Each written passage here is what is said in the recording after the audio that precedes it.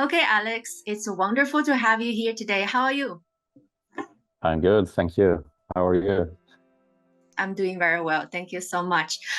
To kick Nice to things hear. off, can you tell us a little about your background and how it has shaped your journey with the new Aero? Yes, sure. I grew up on a farm, which in itself is then like a family business, probably the same in any country.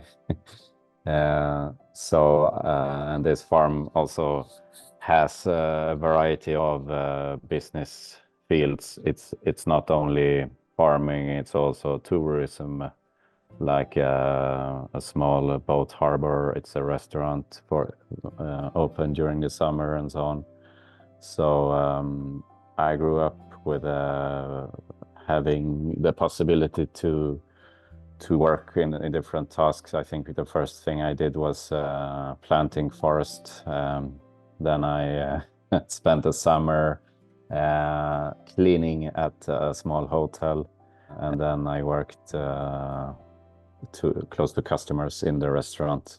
So I had the opportunity to learn to solve different problems, which is usually what you do when you run a business.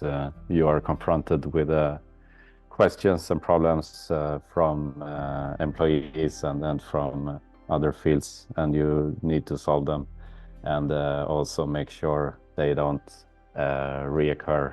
It's also good because then the same problem occurs again and again. But later on, me and my brother took over this business quite early because our father passed away a bit earlier than usual. So I was, I think, 22 when we took over the business, and we developed it a bit. And then we split the business in two, which was actually the plan since many years before. And then I had the opportunity to start my own business in another field, which was not successful, but I learned a lot from that, and later led up to me starting the new Aero, like a business idea I got, one of many, but this idea no matter which person I presented it to, everyone was very optimistic and positive, and that encouraged me to think that, yeah, every time when you start a business, you know you will spend probably many years trying to make the business successful. So it helps if you get a lot of positive feedback already at the stage when it's only an idea. So yeah, that's my background basically. Fascinating, fascinating. Sounds like you came from entrepreneurial backgrounds that is Yes. quite diverse. You have done lots of business in different fields, right? But they are not so related to, for example, the wheels and automotive. So I was No. wondering, in this case, then how did you go about for example, the research and development process for your wheels? Yeah, that's true. I did not have any expertise in that field at all. I had the opportunity to buy an electric car at Tesla when they were still a young company. So it was now actually 10 years ago this year. And I discovered that when I changed wheels to the summer wheels that I have bought, in Europe we have different wheels, summer and winter because of the seasons. I discovered the consumption went up very much, and then I did some research and found out, why is this? It's because of friction, basically. It's because of aerodynamics and friction from the tire and so on. I knew, I was smart enough to know that if I started this business just by myself, I would probably not succeed. So I only had the idea in my head for about a year before I found other persons that I thought that we together as a team would be able to start a business for real and make it working. And the persons were Rasmus and Uli, my two co-founders. And Rasmus was the first one I met, and he was at that point a mechanical engineer at Scania. It's a truck factory here in Sweden. And he made some research. Of course, his education was helping a lot, but we made some basic sketches like in 3D programs, and we made some simulations, and we found out, yeah, basically it's not that hard to make the wheel aerodynamic. The hard part is to make it look beautiful, and that's where the second co-founder came in, because he is a car photographer and he has a good aesthetic eye. With that team, we were able to make some very nice looking renderings of wheels, and later to validate, we also paid for a very extensive simulation of the wheel. But at that point, we had the design basically fixed, so we did not change the design after that. But we wanted to know exactly how many percentage points you could save, like in consumption. So we paid one of the big companies in this field that made CFD calculations, and we got a figure of I think 9.9% reduced drag coefficient for the whole car. And this figure we could use in marketing, we think, because it's done by a third party. But today, Tesla is not the only EV brand in the market. So in particular, why you are only targeting Tesla wheels, and what were the main challenges in designing aerodynamic wheels specifically for Tesla vehicles? Yeah, that's true. But Tesla is the largest, and in many markets, they have more than half of the EV market. And since we started with Tesla, and Tesla launched new cars and new models, and they changed wheel specifications, we actually only managed to keep up with their having wheels to their program, since we did only use our own capital. Also, we did not take in any funding.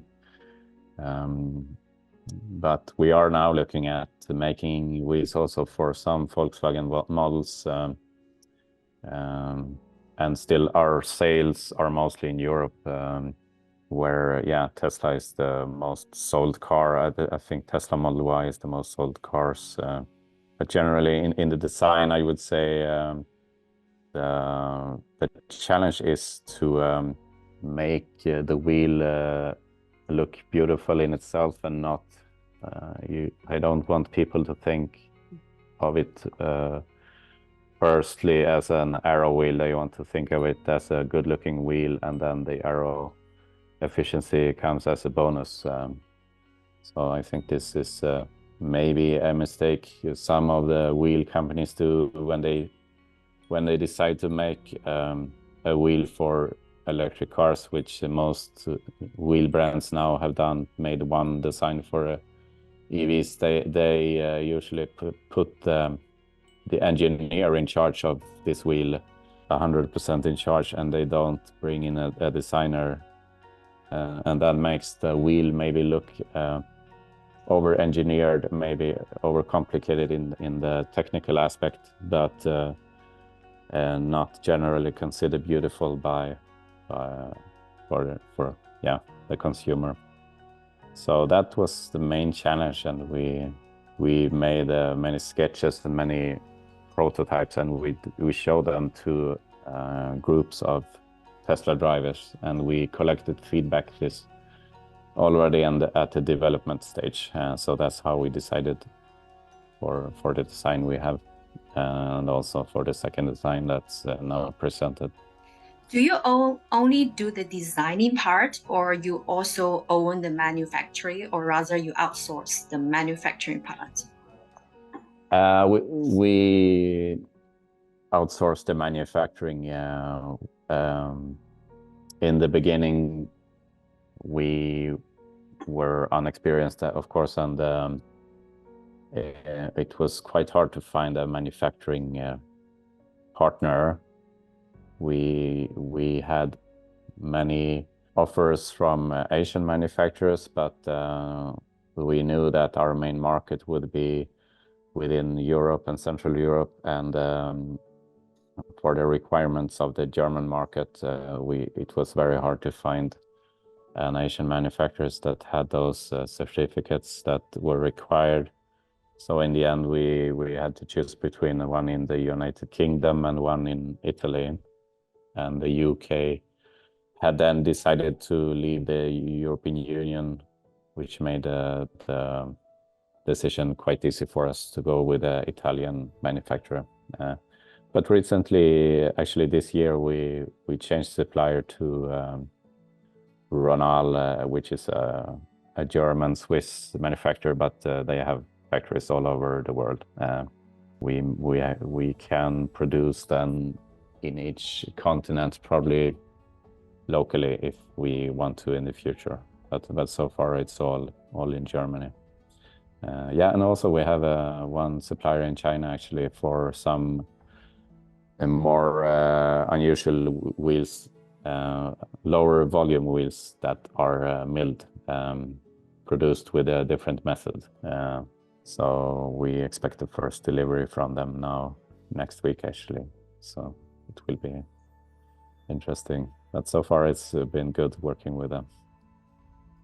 Interesting indeed. You already have a partner in China, so I guess the haiku competition you participated came in handy. If you emerge as one of the winner, I guess this is gonna open more doors for you to have more network, more partnership possibility with Chinese suppliers. Interesting. Yes. So, okay, in what ways has the market evolved since you started, and how has the new Aero adapted to those changes?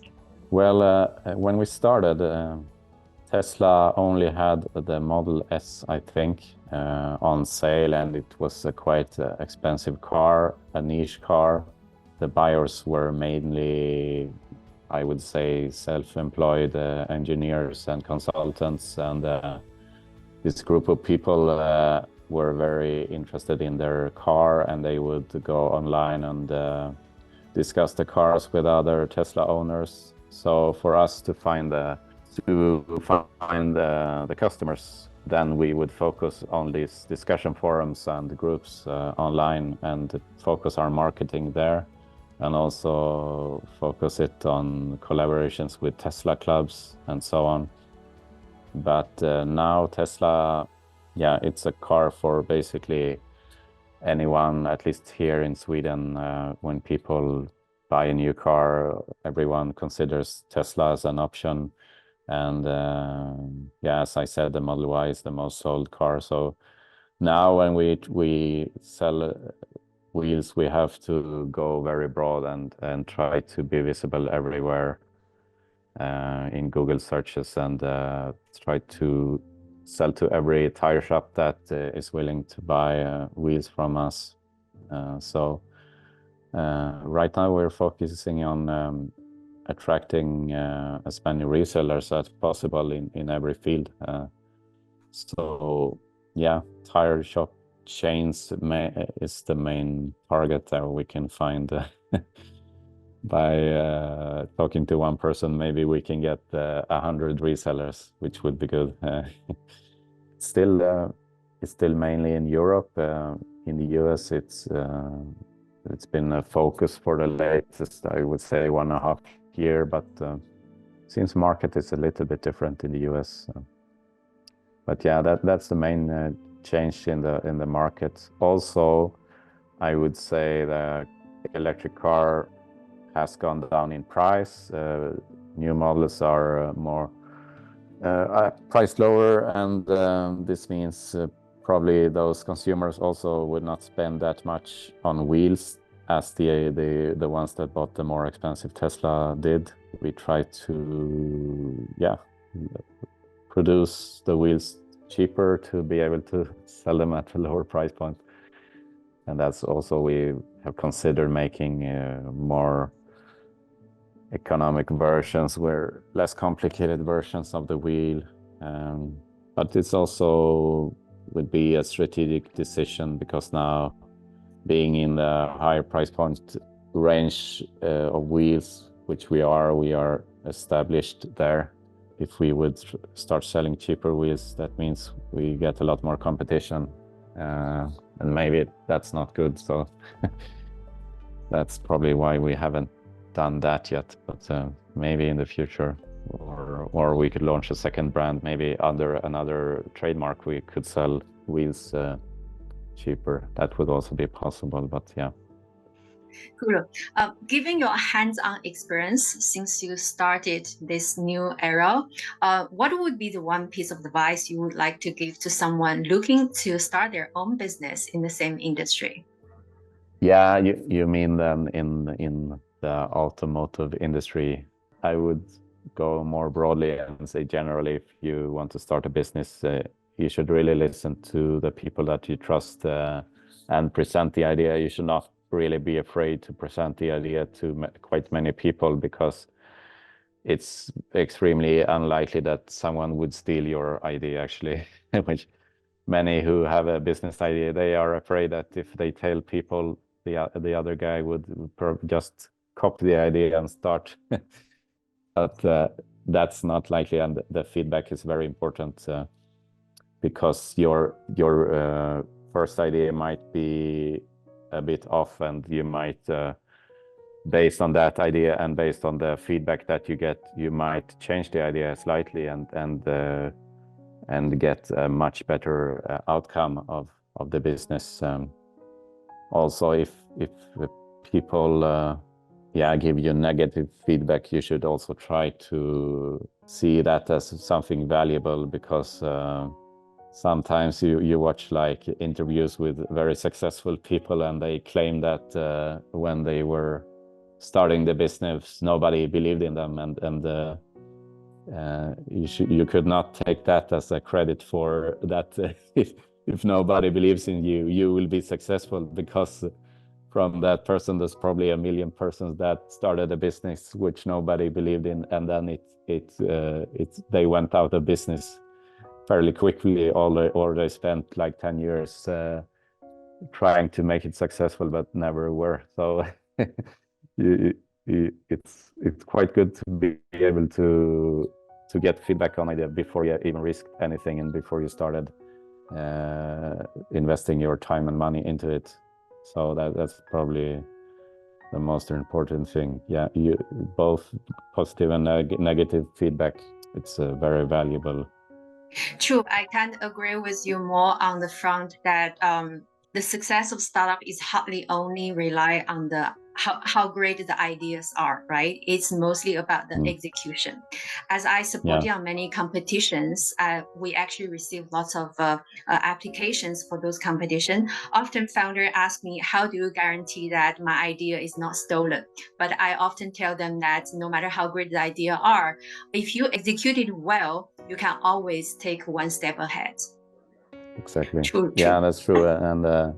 And usually, if you look back, you see that you actually modified your idea quite a lot during the first period of business. And if you spend a lot of time and effort making a business plan, and then look back at it, you see that maybe it was good for some reason, but it hardly ever turned out to be what the business turned out to be, what you thought about in the business plan. Absolutely, absolutely. Every startup pivots. It's just a matter of how many times you pivot. And exactly. I remember I never saw any startup that hasn't done any pivot, and all the way from zero to $1 billion unicorn business. They always have gone through different ups and downs. As you look to expand into different markets, especially like North America or even China, what strategies are you implementing to address the diverse needs and preferences of those new customer bases? It's a good question. we have focused a lot on trying to sell in the US, but we have learned that it's quite a different market, and in the US as opposed to in Europe, you usually use just one set of wheels because you don't have a winter season except for a few states, but in those states there live very few people, so the main market is for performance. The consumer in the US is very oriented in having a wheel with a low weight, so they want a lighter wheel than the one that came with the car. And this is actually very hard to do with an aerodynamic wheel, because with the aerodynamic efficiency you want to cover the wheel as much as possible. You want to have a surface over the wheel, and if you do this with only aluminium, you end up having a lot of material that is a surplus weight that's not structurally needed for the wheel. So one thing we did now was when we changed supplier, we used a different method to make the wheel lighter, which we think can help us a lot in the US market. And also our second design is based on the spoked wheel with a carbon fiber material, which makes it very light, but also it adds a bit of complexity. So this we had to work on quite a lot to make it less complex from the first iteration to the one that we now will launch. We have reduced the number of parts significantly, and we pushed the launch of this wheel because we were not 100% satisfied with the implementation of this. Basically, two materials, you have to attach them together, and this has to be a bulletproof solution that does not come off. And also you have to be able to remove the part from each other if one would break, you want to be able to replace that. And also when you want to clean the wheel thoroughly, you want to remove it. So also having too many connection points would be a problem. Yeah, that's in the US. So we think now when we have lower production cost, we have a lighter wheel, and we also have now distribution partners in the US that we, in the coming year, will be much more successful there. So we collected this feedback during the last year and a half, and we changed our business quite a lot, and we changed in supplier and making a lighter wheel. And also having a distributor, we think that the US consumer would hesitate to buy a wheel from Europe, even though it says on the website that, yeah, the taxes are included and everything. They don't fully trust this, and they know it will be sent from Europe. So if they have a problem, yeah, will they be able to call us anytime? No, they will not, because we are in a different time zone. So so they are used to buying stuff from Amazon, and Amazon has this warehouses all over the US, and they want stuff to arrive fast. I mean, within 1 or 2 days. So that's what they are used to, and we have to deliver on that point. So that's how we see it there. In China, we know that Tesla sells a lot of cars. We've seen from the statistics. It's a bit harder to get into China because first thing we realized using some VPN services is that our website loads very slowly in China. So we would have to have a website on a server in China, and that turned out to be quite difficult. So we actually, that made us just wait and maybe execute that when at the point when we sell a bit more in the US, maybe we have the time and also the money to try and start selling for real in China also. It is possible to buy in China from our website now, and the taxes are included and everything, but it's a very rare thing that someone would do it. I think mainly because the website is so extremely slow, but also it's not in any Chinese language. It's in English. So I'm not sure, but probably we would need a partner in China to run the day-to-day business, and also we would need to have a warehouse to store wheels to be able to deliver them fast. So there's some obstacles to overcome, and it would also not be guaranteed that we would sell a lot or be successful. So we need to have an economic buffer to be able to launch and expect a failure, because otherwise we risk the business that we already have. So yeah, it's different challenges, and we don't really know that much about the Chinese. I think we know that they probably are not into the largest wheels, because we see that Tesla themselves in China, on the performance model, they have actually a smaller wheel. I know on the Model 3, they don't have a 20-inch, they have a 19-inch instead. Only in China, they have the 19-inch. In every other market, they have the 20-inch. So, and that's probably, yeah, maybe the roads have various quality. Some, of course, some roads are really good, but maybe in other areas, they are not that good. So maybe that's why, yeah, we would probably focus on selling the a bit smaller wheels in China when we decide to launch there. That's what we thought of so far.